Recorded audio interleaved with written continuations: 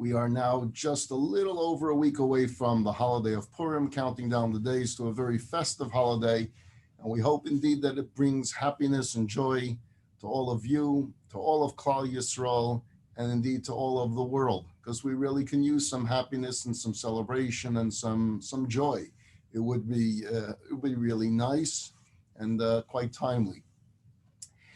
As continuing from the theme of last week we spoke about the passion of Judaism. If you missed it, you can go on our YouTube site. It's youtube.com/Rabbi Moshe Bryski and look for the talk called The Passion of Judaism. And we were talking about the need that Moshe recognizes that there's a need for there to be an emotional connection to our faith as well, not just an intellectual, but an emotional one as well. And therefore he focuses on the need for a sense of awe of God, of love of God.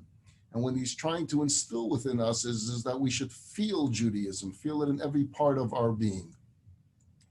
And we spoke last week about the importance of creating passion for Judaism, that we don't just follow the rituals, we don't just follow the traditions, but we do it with a sense of passion, because that's what our children and our grandchildren will remember the most.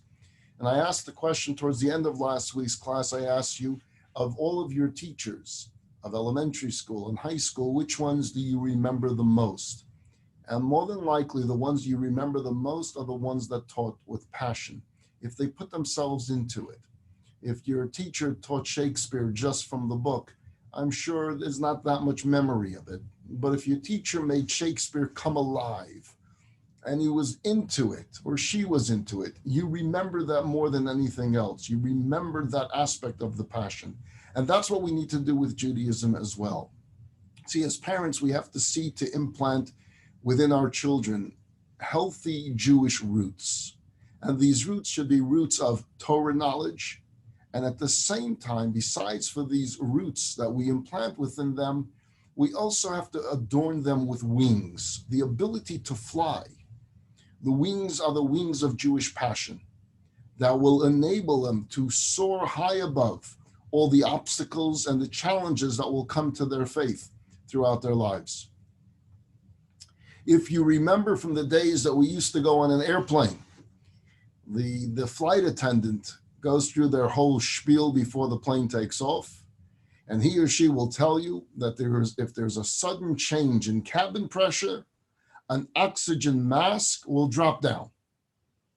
And they usually hold it up for you to see what it would look like, and they show you how to put it on.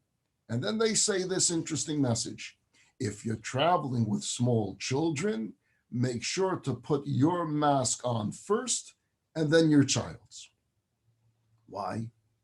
Don't we always want to put our children before us? If there's any danger, let's take care of our children first.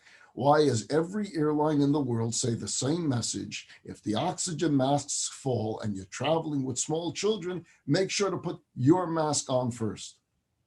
And the answer is simple. Because in order for you to be of any help to your child, you need to be getting some air yourself. Your child needs you. And so you need to be at your best. And that will be when you're getting oxygen. So make sure you put on the oxygen mask. Now you're getting oxygen. Now you're there to help your child. Our children need us, and we can't afford to let them down. And in order to equip our children with what they need to go through in life, we need to make sure that we ourselves are focused. You see, just sending them to Hebrew school or just sending them to day school, it's great, but it's not enough. Because if they don't see you participating in it, if they don't see your passion for Judaism, that itself sends them a message that it's just not that important. It's important to have the party. Remember last week we spoke about the Bar Mitzvah at Universal Studios, because your child is the star, and let's give them the star treatment. But if there's no Yiddishkeit, if there's no Judaism attached to it, if there's no passion for the mitzvah, the kids see right through it. And so we have to put our own oxygen masks on first, that we ourselves are guided by Jewish ideals, that it matters to us, that Jewish practice and Jewish tradition matter to us, that Torah matters to us. There was once a little girl named Sarah, and Sarah's parents had an appreciation for tradition, but not very big on observance. So anyway, one summer, they sent little Sarah to a Jewish camp, to a day camp. And the kid was having a blast. She was loving it. During the week, she came home to her mother and she told her mom that she learned at camp about lighting the Shabbat candle, and that even little girls can do this mitzvah by lighting the Shabbat candle, and it brings holiness of the Shabbat into their homes. It's so beautiful, Mom. So would it be okay if this coming Friday I light the Shabbat candle? Okay, sure, go ahead, light the Shabbat candle. She studied the blessing, she knew the blessing. Everything was great. Next Friday night, she wanted to do it again, and the next Friday night again. And then she started telling Daddy, hey, while the Shabbat candle is burning, could we do some of the Shabbat rituals? Let's make the Kiddush, let's cut the challah. Little by little, she starts bringing observance into the home. And the parents are starting to get a little bit weary because that's not what we had in mind. We sent her to a Jewish camp because we wanted her to have a fun time in a Jewish environment, but we weren't actually thinking about Jewish practice, Jewish observance. They're getting a little bit weary of this, but soon the summer will be over, camp will be over, and we'll get through this. So they put up with it for another few weeks.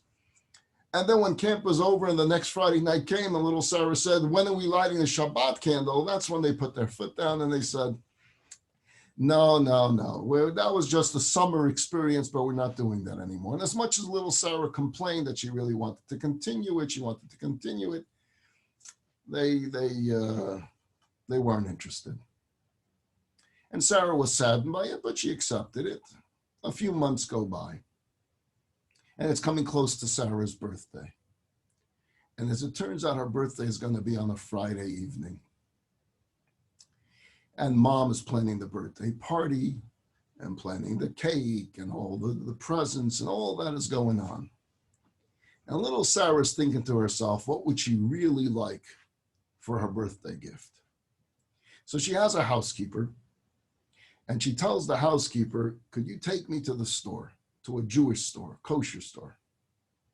And they go together to this kosher store, and little Sarah says to the shopkeeper, can I buy a Jewish candle? Shopkeeper thinks, what's a Jewish candle? What comes to mind if you're a shopkeeper and someone's asking for a Jewish candle? So he says, did your mom send you here for that? Oh yeah, my mom wanted me to buy a Jewish candle. Look, she even gave me money. And she holds up her little plastic baggie, which she emptied out of her piggy bank with quarters and nickels and dimes and pennies. Your mom sent you with that to buy a Jewish candle? Yeah, okay. And what do you think the shopkeeper thinks she's talking about? If Mom wants a Jewish candle, she's probably referring to that little glass candle that has wax inside called a yahrzeit candle that is lit for one's anniversary of the passing of a father, of a mother, of a grandfather, of a grandmother. That must be the Jewish candle she's referring to. And she tells her the price, and little Sarah counts out the pennies and the nickels and the dimes and pays for it and comes home with the Jewish candle. And she tells her housekeeper, I'm going to need a favor from you. And she's waiting by the window to see when Mom and Dad are going to be pulling up to the front of the house. And she sets the Jewish candle on the dining room table. And as soon as she sees the car pulling up, she has her housekeeper light the match for her. And as the door opens, her parents are greeted by a scene of little Sarah by her birthday dining room table, making a blessing over a yahrzeit candle. And Mom and Dad look and say, Sarah, what are you doing? And little Sarah says, well, you wouldn't light it, Mom, so I'm lighting it for you. And just hearing their little child, those words, I'm lighting it for you, kindling a yahrzeit candle, shook them up. And they understood that little Sarah deserved to be able to light her Shabbos candle every Friday night, even if it made them uncomfortable. But it was the right thing to do. And from that Friday night onwards, little Sarah got to light a Shabbat candle every Friday night. And Dad and Mom got to enjoy making Kiddush and slicing the challah and all the beauty of Shabbat that came along with it. Our children are open to faith. They're open to religion. They're open to observance. They want to learn. They want to hear. They want to know. They want a Jewish life. They want us to show them the way. And this is what Moses is presenting to us. Ubacharta b'chaim, teach them about real life. Don't hide from it. Don't worry about that word hypocrisy. So they'll ask you, then how come we don't observe all? Be adult enough to be able to answer them. We weren't raised that way. We're learning. We're all learning. We're taking it step by step. It's okay to have an honest conversation with your children. But if you sweep it away and you say it's unimportant, understand, then all of Judaism will be classified as unimportant to them. And you won't be able to turn on the switch and say, but Rosh Hashanah and Yom Kippur, that's important. But saying Kaddish, that's important. If it's important, then it's all important. It doesn't mean you're taking it all on, but it means you're sending a message to your children and to your grandchildren. I don't stop there just for your family, but to your friends as well. That Judaism is important to you, that Torah is important to you, that mitzvot are important to you, and that you live with it, and that which you are practicing, you do with a passion. And by doing this, we create memories. Our children and our grandchildren remember everything we do. When they see you light a Hanukkah menorah, trust me, they're taking pictures, not just with their iPhones and saving it in a digital format, but more importantly than that, they're taking the picture with their mind and they're saving it there. And this is so critical because then at some point in life, they go off and they go off to college, they go off to seminary, they get married, they have families of their own. And what do they have to fall back on but the memories that we have implanted within them? In the 1980s, there was a professor of English literature, a young Israeli, who would often come out in the Israeli newspapers with scathing condemnations against religious education. In Israel, there's all kinds. So you had this professor who would often write these articles about the waste of time of religious education. All schools in Israel should turn into public schools, just focusing on secular education. Jewish history is okay, but all this religious stuff, it should be banned from the schools. And he would write that it's a blot on society, and if it was up to him, Jewish education would be abolished altogether. He was known in the world for these in the Israeli society for these scathing articles. After the war in Lebanon, this was in the 80s, the professor came to visit one of the leading rabbis in Israel. And the rabbi is expecting the attack because he knows who this fellow is. Instead, he says, I made an appointment with you because I'm here to tell you that I'm going to be devoting the rest of my life to strengthening Jewish education. So the rabbi says, look, I know who you are. You came here to mock me. You came here to make fun of me. I've read your articles. So he says, no, I've changed. And let me tell you a story so that you understand why I'm here. During the war, I was in Lebanon. I fought in the war. I was up in the mountains and I was shot. And I was bleeding very heavily. And it was clear to me that unless the soldiers found me, I had about 2 hours left to live. So there I am lying on the ground, bleeding, with a clock ticking in my mind of 2 hours left of existence in this world. So I said to myself, what am I supposed to do? What am I supposed to think about in these 2 hours? I have but precious minutes left in life. I can't stand up. I can't go anywhere. My legs won't allow me. So this is where it all comes to an end, but I'm still conscious. So what do I do? What do I do with my time? I said, I'm a professor of English literature. That's my life. That's my focus. So I'll think about English literature. So I started thinking about Hamlet. And it didn't go. It didn't do anything. I'm lying here dying. Hamlet wasn't registering with me. So I tried King Lear. Didn't work.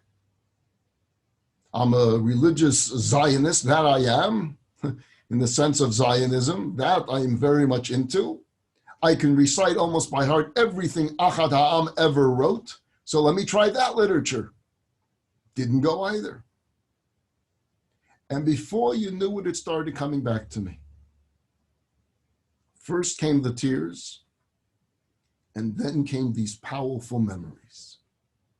And what did I remember at those moments? I remembered my Zaidi. I remembered my grandfather. He was holding my hand, and he was walking with me on Yom Kippur night to the synagogue. That suddenly came to me. Holding Zaidi's hand, he was dressed in the white kittel. I remember walking into the synagogue with Zaidi on Yom Kippur.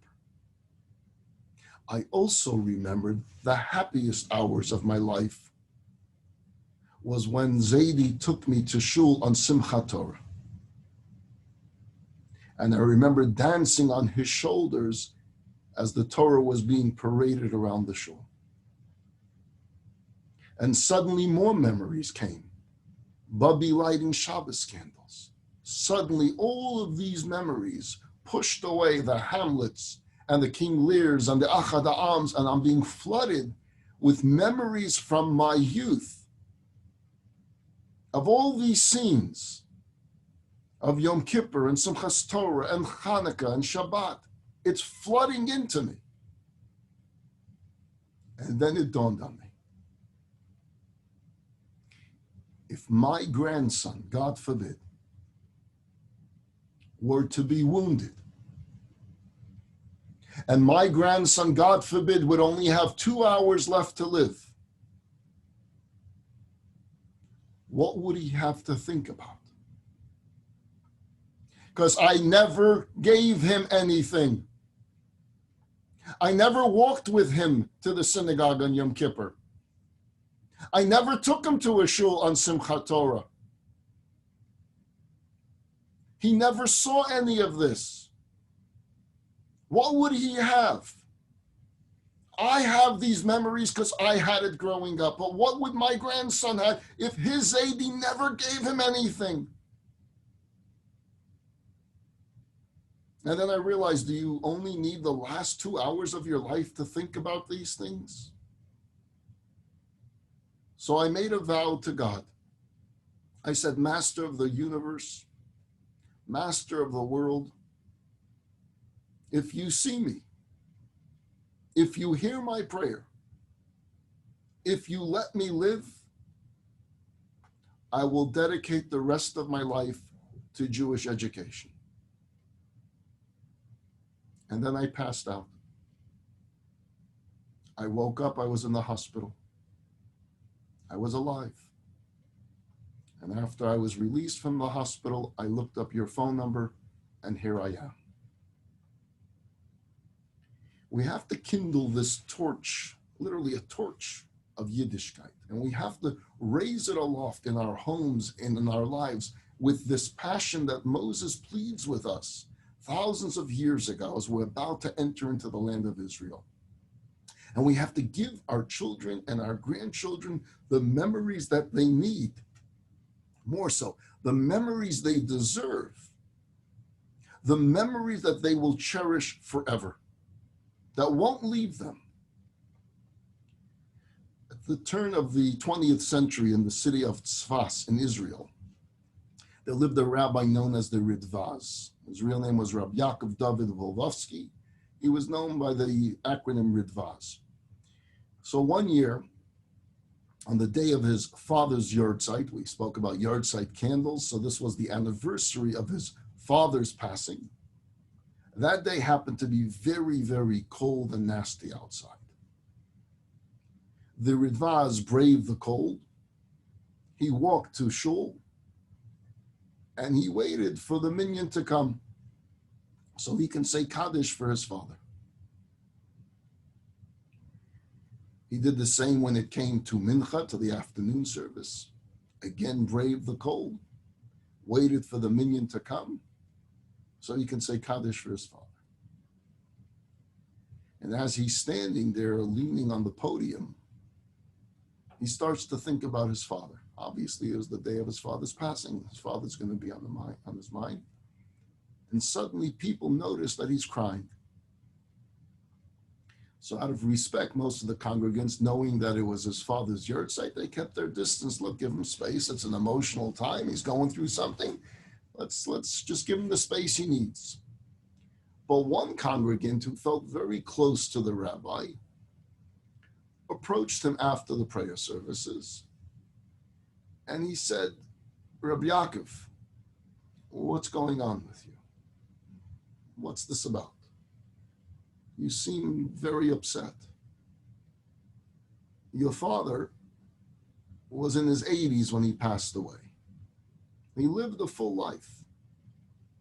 And besides, he passed away 50 years ago. You're crying today as if this just happened. I've been with you for his yahrzeits before, and I never saw emotion from you, and today you're crying away. So what's today different than last year's yahrzeit? So the Ritva said, I'll tell you.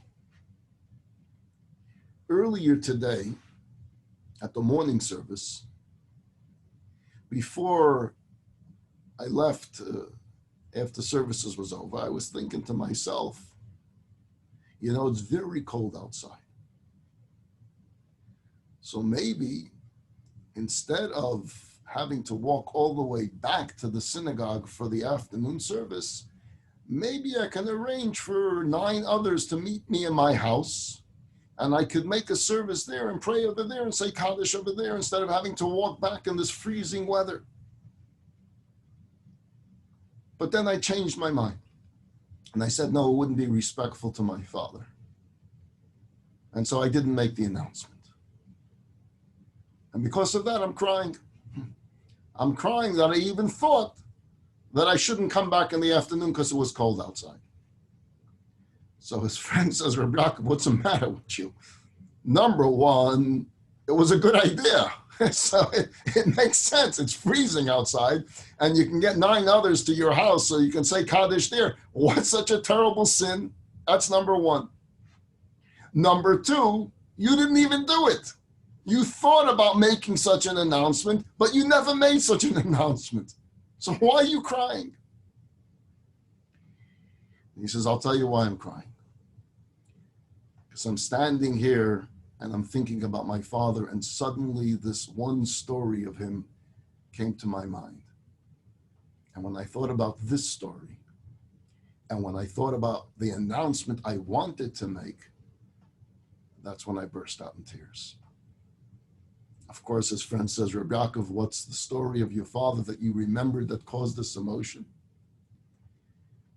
So he says that when I was a young boy, we lived in a town called Slutsk, Poland. And my father arranged for me a melamed. They didn't have day schools. So they hired a melamed, someone that came to your home and taught your kids. My father hired someone named Reb Chaim Sender. Reb Chaim Sender was the best teacher in town. He was known as the number one. My father wanted for me the best teacher. And so he hired Reb Chaim Sender to teach me Torah. Reb Chaim Sender's fee was 1 ruble a month, which was a large sum of money in those days. He was from the top teachers, so he was able to have a salary per child of 1 ruble per month. My father happened to be very poor, but for him, the Torah education was the most important thing. And so he hired Reb Chaim Sender, and every month he would find a way to come up with that ruble and give Reb Chaim Sender so he can continue teaching me Torah. My father made his living by building furnaces for people. And one winter, business was very bad. because there was a shortage of cement and lime. So for my father, it meant unemployment. If he couldn't have cement, he couldn't build any furnaces. So there was a period of time where he had no work.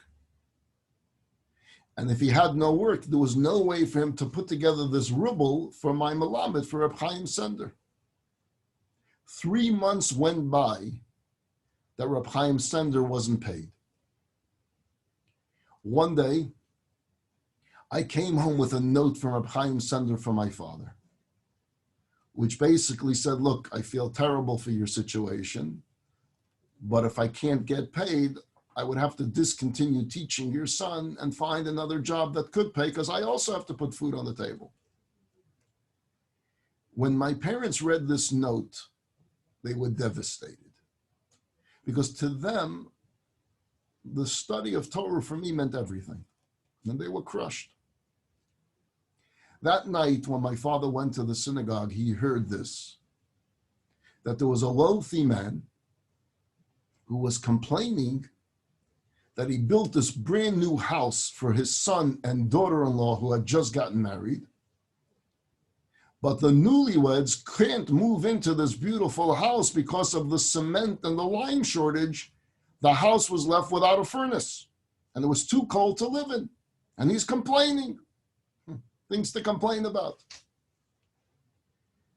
So this wealthy man says, if anyone knows someone that can build a furnace in my new house for my son and my daughter-in-law, I'm willing to pay 6 rubles, which was again a lot of money. 6 rubles for anyone that can build a furnace in my children's new home. At this point in the story that the Ridvaz is saying to his friend in Tzfas, he begins crying all over again. The emotion gets to him and he just breaks down. He says, my father came home from the synagogue that night. He had a conversation with my mother. Whatever his suggestion was, my mother agreed. And then my father took out a hammer. And brick by brick, he took apart the furnace in our own home. And he took these bricks and he went to the new home under construction. And he built a furnace for the newlyweds. And he collected the 6 rubles. The next morning, he put the 6 rubles in my hand and he said, Yankel, you are to give these 6 rubles to Reb Chaim Sender and tell him 3 rubles are for back pay for what we owe him, and the other 3 rubles are for the next 3 months of tuition. And hopefully after those 3 months, the shortage of cement will be over and I'll be able to go ahead and earn a living myself. So you asked me why I'm so emotional today. Because I stood here and I thought about the sacrifice that my father and my whole family made during that cold winter in Poland. How we shivered every night because we had no furnace in the house, just so that I could continue learning Torah with the best Melamed in town. That's the kind of man my father was. That's the kind of sacrifice he was willing to make for my Jewish education. How could it have even entered my mind for a moment that maybe I shouldn't walk outside to say Kaddish for him because it's cold outside, when my father froze for me for an entire winter? How could such a thought have even entered my mind? And for that I cry.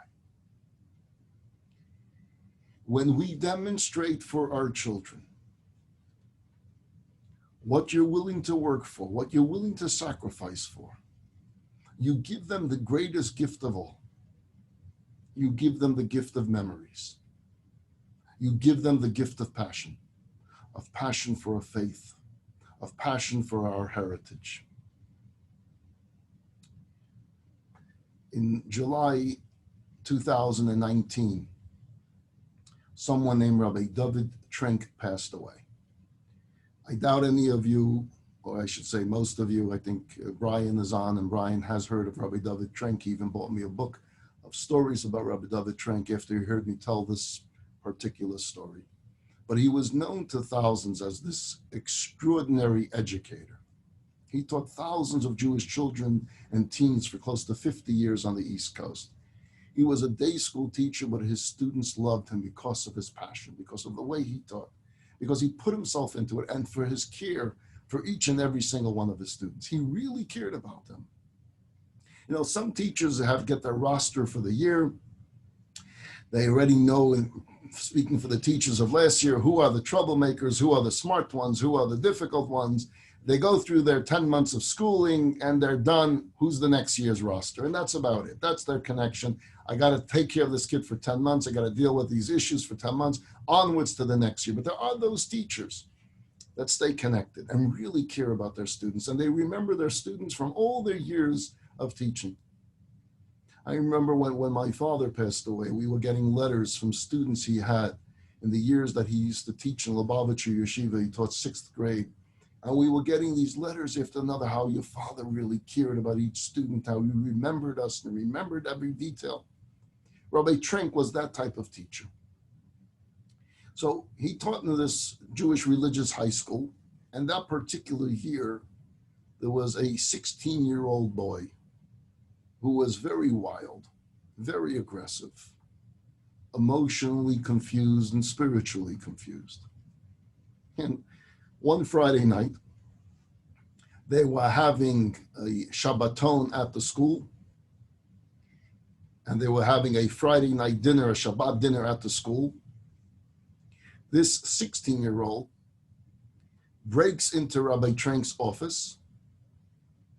He stole the keys to Rabbi Trenk's car,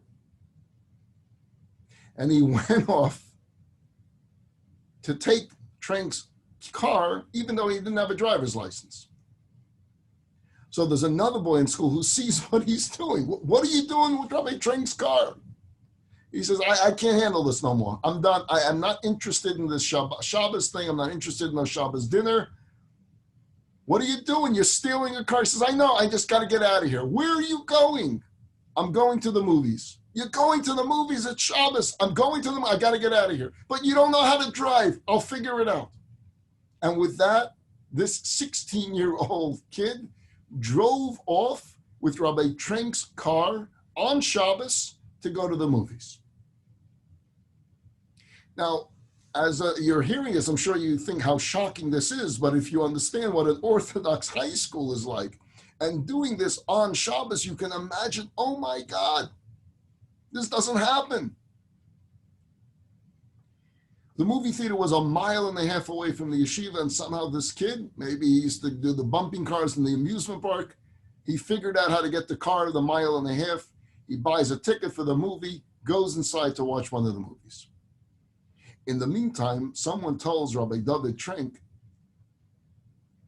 rumor spreads throughout the school and it reaches the Rebbe that this kid stole his car and went to the movie theater. I ask any of you, if you were this teacher, right? Put aside the religious aspect. If your student stole your car, broke into your office and stole your car, what would you do? How angry would you be? Now let's add the religious element to it. It's Shabbat. The whole school is in the Shabbat dinner. You don't drive on the Shabbat. You don't steal on the Shabbat. You don't break into an office. You don't do that the weekdays either. What did Rabbi Trenk do? He walked 1.5 miles. He let some other teacher handle the Friday night Shabbat dinner, and he walked 1.5 miles to the movie theater. He comes to the booth outside where they're selling the tickets, and he tells the woman, listen, I'm a rabbi, and it's the Shabbat. And I'm not going to the movies tonight, and I don't have any money on me because I don't touch money on the Shabbat, nor do I carry on the Shabbat. But I have a student of mine who is in the theater now, and I have something very important I have to tell him.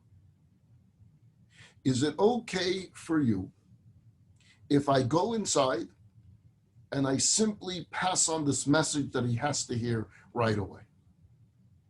The woman in the ticket booth has never heard this in her life. It's Shabbat. She sees this bearded rabbi over there. I don't carry money. I don't go to the movies. I have a student in there. I got to share a message with him. She's perplexed by it, but at the same time, she's fascinated by it. Sure, go ahead. I'll be right out, he says. You'll see. Don't worry.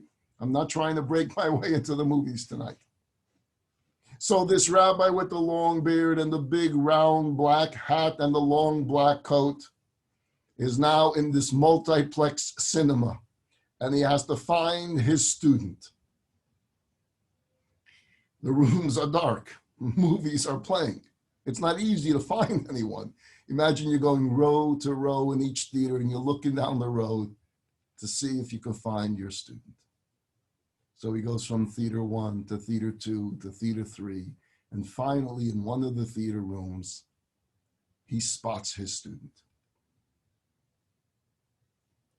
He makes his way over to that row and he sits down in the movie theater on Shabbat, right next to the 16-year-old boy.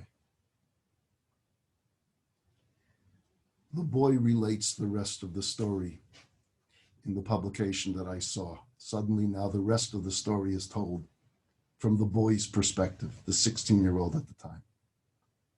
He says, I was watching the movie and suddenly I sense that someone sat down next to me. I take a look and I see who it is. And I almost faint. It's my Rebbe, it's my rabbi from yeshiva, it's Rabbi David Trink. I couldn't believe it. What's he doing in a movie theater on Shabbos? I said, Rabbi, what are you doing here? He said, I came to tell you something. But how did you get here? He knows he has Rabbi Trink's car. And secondly, Rabbi Trink doesn't drive on Shabbos. So he says, I walked. You walked? It's 1.5 miles. I know I walk because I have to tell you something. What do you want to tell me? Now he's expecting the worst reprimand of his life. Broke into his office, stole his car, doesn't have a license, drove her car on Shabbat, is in a movie theater on Shabbat. He's expecting the reprimand of reprimands. Rabbi Trink says, I came to tell you that the popcorn that they sell at this movie theater is not kosher. So please don't buy any popcorn here. That's what you want to tell me? That's it? Yeah. I just wanted to make sure you knew that there's no hechsher, there's no kosher certification on the popcorn here. So don't buy the popcorn. And have a good Shabbos, my kid, my boy. Enjoy yourself. I'll see you back at the yeshiva when you come back. And I love you. Rabbi Trink stood up to leave. The boy grabbed his teacher's sleeve and he said, don't leave, I'm coming with you. And he walked for 1.5 miles back from the theater to the yeshiva. He didn't say a single word to his student about the stolen car.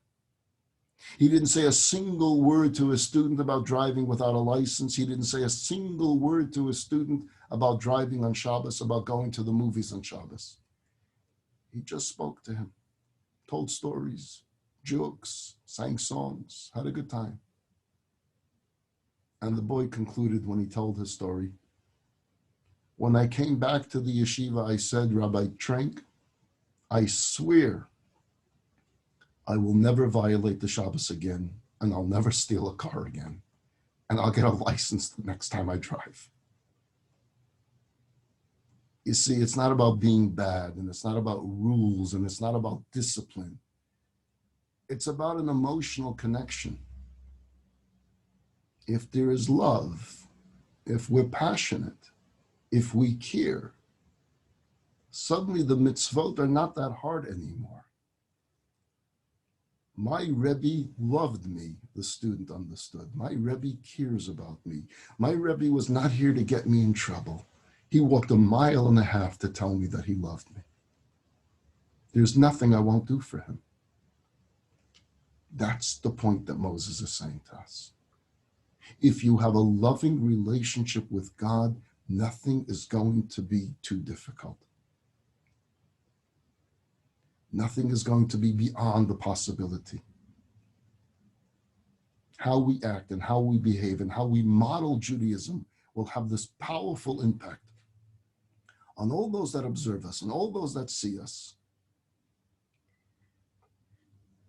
I'll conclude with one more story, being that I seem to be in story mode today, and next week we'll get back to text. A young man introduced himself at a wedding to an elderly school teacher, staying on the themes of school teachers. And he says to this elderly man, 30 years ago, I was a student of yours. The teacher says, 30 years ago? Remind me your name. You changed a little bit in 30 years. I'm not sure I recognize you by face, but I'm sure I'll remember the name. And he says the name. He says, of course I remember the name. Yes, I remember when you were in my class. How have you been? How's your family? What are you up to these days? What do you do for a living? And the young fellow says, believe it or not, I'm a school teacher. I teach third grade in a yeshiva. That's great. You became a yeshiva Rebbe, just like I was. He says, yeah, but I want you to know that it's all because of you. I was inspired to become a Rebbe because of you. And I'm so glad I met you so I can thank you. Thanks to you, I make a living teaching. Me? What does it have to do with me? He says, I want to remind you, my dear teacher. I'll remind you of a story and you'll understand.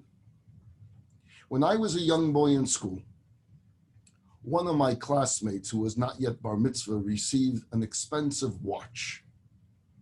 In those days, one had a watch before the kids didn't get watches before they were bar mitzvah.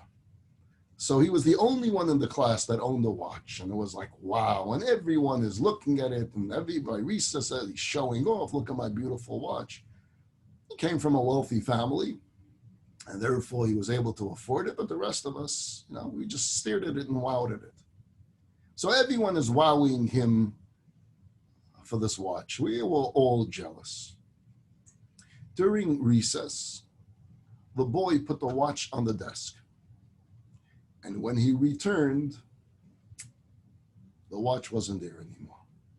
It disappeared.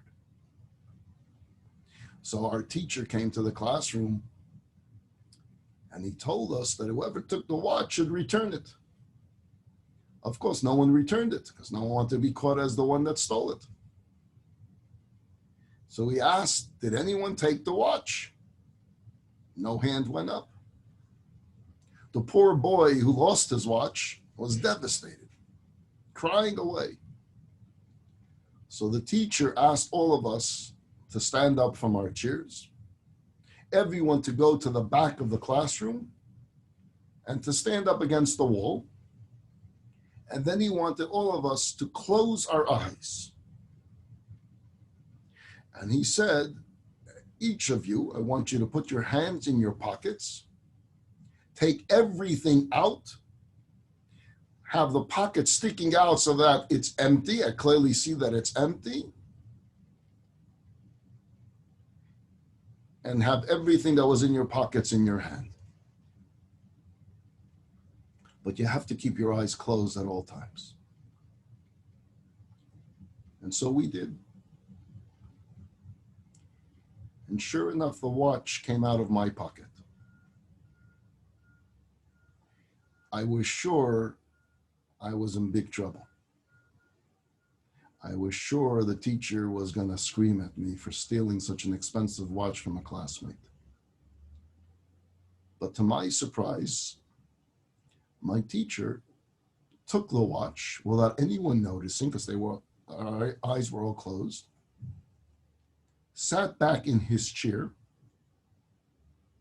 asked all the kids to open your eyes, go back to your seats, and said to the child that lost the watch, here's your watch.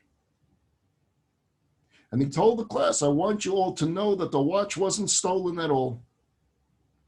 it was taken by one of the boys who was struggling with a negative inclination, an inclination we all struggle with at some point.